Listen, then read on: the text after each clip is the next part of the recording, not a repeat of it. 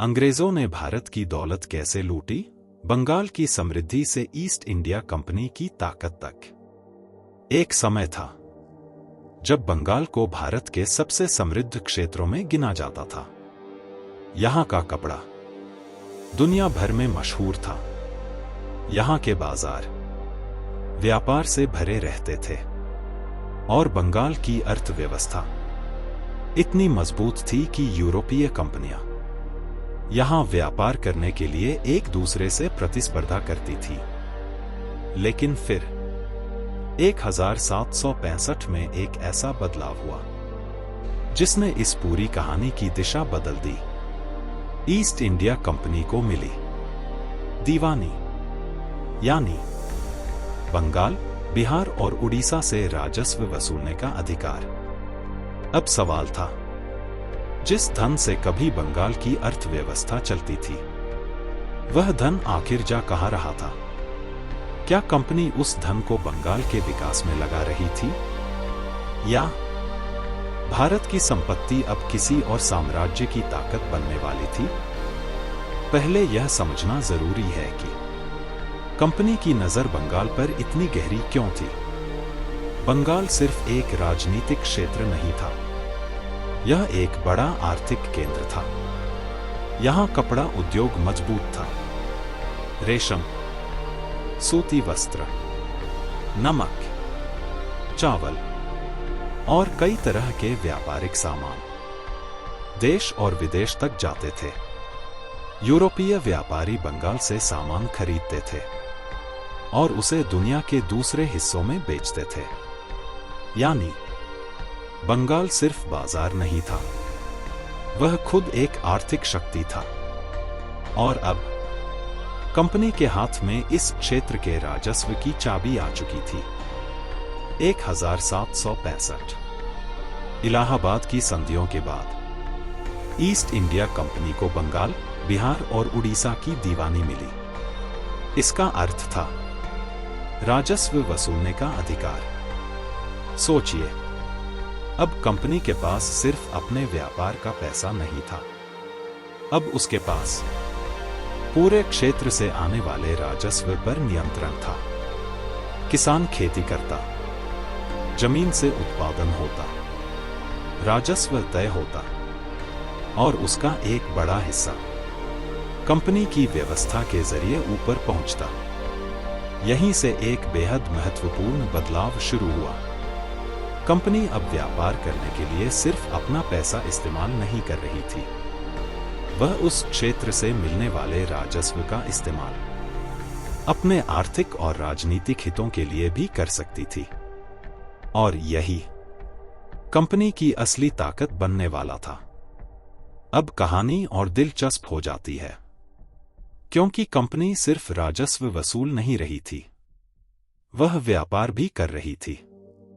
यानी एक ही संस्था के हाथ में व्यापार और राजस्व दोनों आ गए। पहले किसी व्यापारी को सामान खरीदने के लिए अपनी पूंजी लगानी पड़ती थी, लेकिन अब कंपनी के पास स्थानीय राजस्व से आने वाला धन भी था। इस व्यवस्था ने कंपनी को भारतीय व्यापार में एक बेहद शक्तिशाली स्थिति दे दी। वह बंगाल से सामान खरीद सकती थी, उसे अपने व्यापारिक नेटवर्क के जरिए बाहर भेज सकती थी और अपनी सैन्य शक्ति को भी बनाए रख सकती थी। यानी राजस्व से ताकत, ताकत से राजनीतिक प्रभाव और राजनीतिक प्रभाव से और ज्यादा आर्थिक नियंत्रण। एक ऐसा चक्र बन रहा था जो आने वाले वर्षों में कंपनी की शक्ति को लगातार बढ़ाने वाला था। अब सबसे बड़ा सवाल, राजस्व का इस्तेमाल कहां हो रहा था? कंपनी की गतिविधियों का एक महत्वपूर्ण हिस्सा भारतीय राजस्व और व्यापार से जुड़े धन से संचालित होने लगा। कंपनी भारत से सामान खरीदती, व्यापार करती, सैनिकों को भुगतान करती, प्रशासन चलाती और धन का एक हिस्सा भारत से बाहर भी भेजा जाता। धीरे धीरे भारत से पैदा होने वाली आर्थिक संपत्ति का एक हिस्सा ब्रिटिश व्यापारिक और वित्तीय व्यवस्था से जुड़ने लगा। बाद के वर्षों में यही प्रक्रिया ब्रिटेन की ओर धन के बहिर्वाह यानी ड्रेन ऑफ वेल्थ की बहस का बड़ा विषय बनी। लेकिन यह समझना जरूरी है कि यह प्रक्रिया एक ही दिन में शुरू होकर एक ही तरीके से नहीं चली। यह कई दशकों में विकसित हुई। राजस्व, व्यापार, कंपनी के भुगतान, निजी व्यापार और प्रशासनिक खर्चों के जरिए। लेकिन आर्थिक बदलाव का असर सिर्फ खजाने तक सीमित नहीं था। इसका असर उन लोगों पर भी पड़ा जो बंगाल की अर्थव्यवस्था की रीढ़ थे। कारीगर, खासकर कपड़ा उद्योग से जुड़े बुनकर। कंपनी ने अपने व्यापारिक हितों को मजबूत करने के लिए खरीद व्यवस्था पर अधिक नियंत्रण स्थापित किया।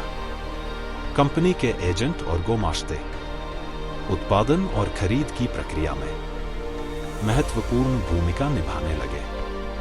कई कारीगरों के लिए बाजार की स्वतंत्रता पहले जैसी नहीं रही। कीमतों और खरीद की शर्तों को लेकर तनाव बढ़ने लगा।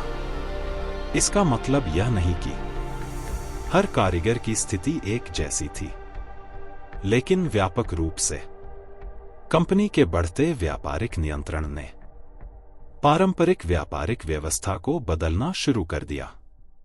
और फिर आया सबसे महत्वपूर्ण सवाल, राजस्व। कंपनी के लिए राजस्व सिर्फ प्रशासन चलाने का साधन नहीं था, वह उसकी सैन्य और राजनीतिक शक्ति का एक महत्वपूर्ण वित्तीय आधार बन गया। लेकिन किसानों के लिए राजस्व एक वास्तविक आर्थिक बोझ था।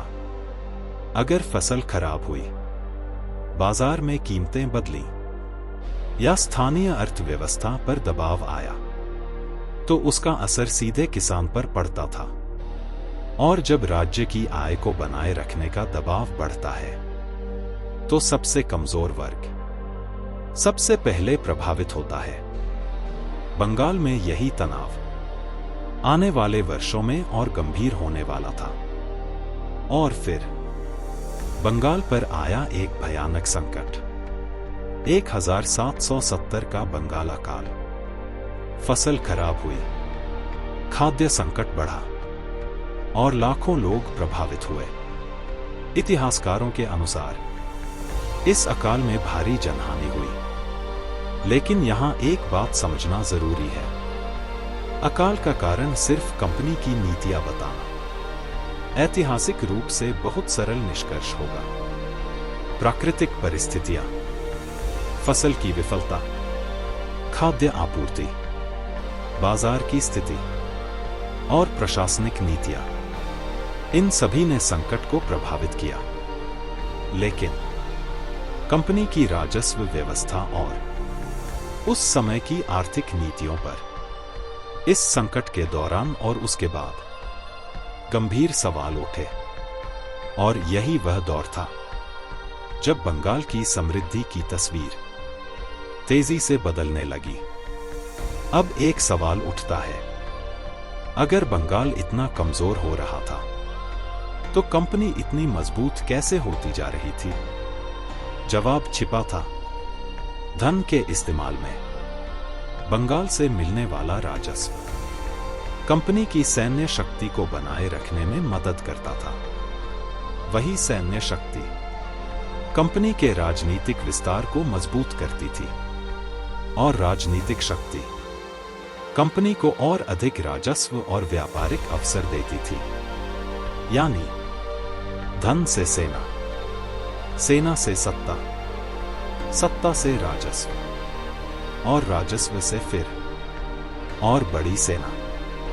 यह सिर्फ व्यापार नहीं था, यह एक ऐसा आर्थिक सैन्य चक्र था जो कंपनी को एक व्यापारिक संस्था से साम्राज्यवादी शक्ति की ओर ले जा रहा था। बाद के समय में भारतीय राष्ट्रवादी अर्थशास्त्रियों ने इसी व्यापक प्रक्रिया को धन के निकास, ड्रेन ऑफ वेल्थ के रूप में समझाया। दादा भाई नौरोजी जैसे विचारकों ने तर्क दिया कि भारत में पैदा होने वाली संपत्ति का एक महत्वपूर्ण हिस्सा बिना समान आर्थिक प्रतिफल के ब्रिटेन की ओर जा रहा था। लेकिन ध्यान रखिए, यह पूरी प्रक्रिया सिर्फ 1765 के बाद अचानक नहीं बन गई थी। यह धीरे धीरे विकसित हुई। कंपनी के व्यापार, राजस्व, अधिकारियों के भुगतान, निजी व्यापार, सैन्य खर्च और ब्रिटेन से जुड़े वित्तीय संबंधों ने इसमें अलग अलग भूमिका निभाई। और यही कारण है कि बक्सर और दीवानी को समझना इतना महत्वपूर्ण है, क्योंकि यहीं से कंपनी के पास उस आर्थिक शक्ति का आधार मजबूत हुआ जिसने आगे चलकर उसके साम्राज्य को टिकाए रखने में मदद की। कुछ दशक पहले ईस्ट इंडिया कंपनी भारत आई थी व्यापार करने, लेकिन अब तस्वीर बदल चुकी थी। उसके पास था व्यापार, सेना, राजनीतिक प्रभाव, राजस्व और क्षेत्रीय सत्ता। यही वह परिवर्तन था जिसने भारत के इतिहास की दिशा बदल दी। कंपनी अब सिर्फ व्यापार नहीं कर रही थी, वह ऐसी राजनीतिक शक्ति बन चुकी थी जो अपनी आर्थिक ताकत से अपनी सैन्य शक्ति को मजबूत कर सकती थी और अपनी सैन्य शक्ति से अपने राजनीतिक प्रभाव का विस्तार कर सकती थी। लेकिन अगर कंपनी ने बंगाल से राजस्व लिया, अगर उसने व्यापार पर अपना प्रभाव बढ़ाया, अगर उसने सैन्य शक्ति का विस्तार किया, तो इसका अंतिम परिणाम क्या हुआ? क्या भारत की अर्थव्यवस्था सिर्फ कंपनी के नियंत्रण में आई, या इस पूरी व्यवस्था ने भारत की पारंपरिक आर्थिक संरचना को लंबे समय के लिए बदल दिया? और सबसे बड़ा सवाल, क्या भारत की संपत्ति ने ही ब्रिटिश साम्राज्य की ताकत बढ़ाने में मदद की? इसका जवाब सिर्फ बंगाल में नहीं मिलेगा, क्योंकि अब कंपनी बंगाल से आगे बढ़ रही थी। बक्सर ने कंपनी को सत्ता तक पहुंचाया था, दीवानी ने उसे राजस्व दिया और राजस्व ने उसकी सैन्य और राजनीतिक शक्ति को एक नया आधार दिया। लेकिन अब कंपनी की नजर सिर्फ बंगाल पर नहीं थी, उसकी नजर पूरे भारत पर थी। और अगली कड़ी में हम देखेंगे कि कैसे एक के बाद एक भारतीय राज्यों के साथ युद्ध, संधि और राजनीति के जरिए कंपनी ने अपना साम्राज्य फैलाना शुरू किया। कैसे एक व्यापारिक कंपनी धीरे धीरे भारत की सबसे बड़ी राजनीतिक शक्ति बन गई, और इस विस्तार के पीछे कौन सी चालें छिपी थीं? क्योंकि बंगाल से शुरू हुई कहानी अब पूरे भारत तक पहुंचने वाली थी। अंग्रेजों ने भारत पर कब्जा कैसे फैलाया? युद्ध, संधियां, कूटनीति और एक के बाद एक टूटती भारतीय शक्तियां। कहानी अभी बाकी है।